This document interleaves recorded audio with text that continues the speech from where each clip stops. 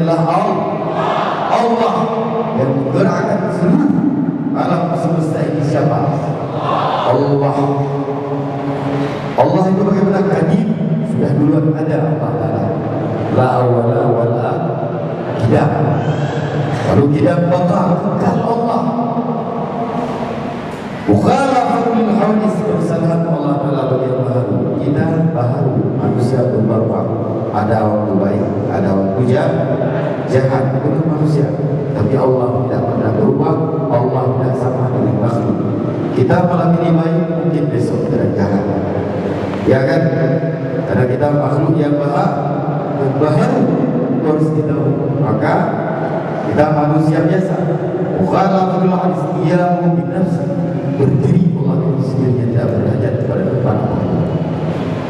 Wahdiyah, Allah besar, dia ada dua Allah. Allah besar, yang menjadikan langit dan bumi adalah Allah.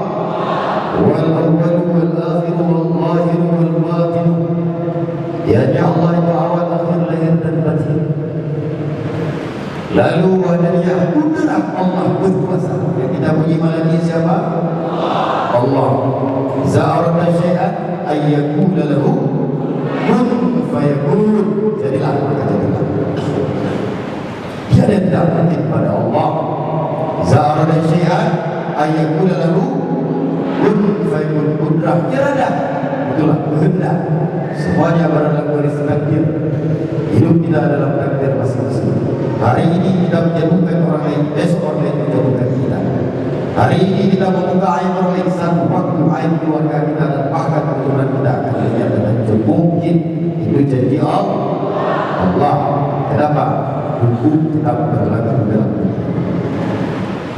Bisa orang yang sekudah irada Allah, ilmu dan terbatas. Ini pun ilmu yang kudra irada, ilmu hayat sama pasar kalam. Kadirun muridun alimun hayat satu pasar mudakali. Itu sifat maknawiyah. Zat yang berkehendak, zat yang berkuasa, zat yang maha hidup, zat yang maha mengetahui, zat yang maha melihat, zat yang maha mendengar, zat yang maha berkalam. Mudakali. Belum lawannya belum. Dia satu lagi sifat yang lain pada Allah, yaitu Allah bersifat dengan sesuatu yang tak mungkin pada manusia adalah mungkin pada Allah. Uranya urang maksiat, uranya bitaufiq di Allah Ta'ala berkehendak seluruh hamba taat Isa Allah.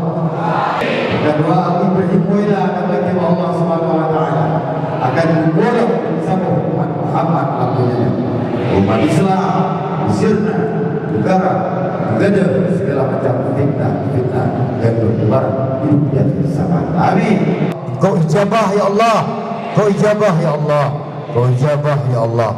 Tiada lain tempat yang kami mengadu, hanya kepadamu ya Allah.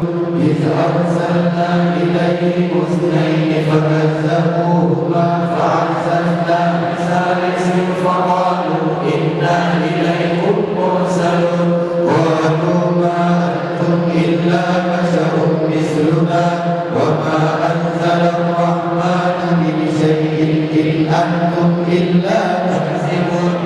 Dengan berkat kalammu yang kami baca ya Allah, yang sangat suci kalammu yang kami agungkan, ijabah doa-doa jamaah zikir malamnya ya Allah. Ijabah doa rakyat Aceh ya Allah.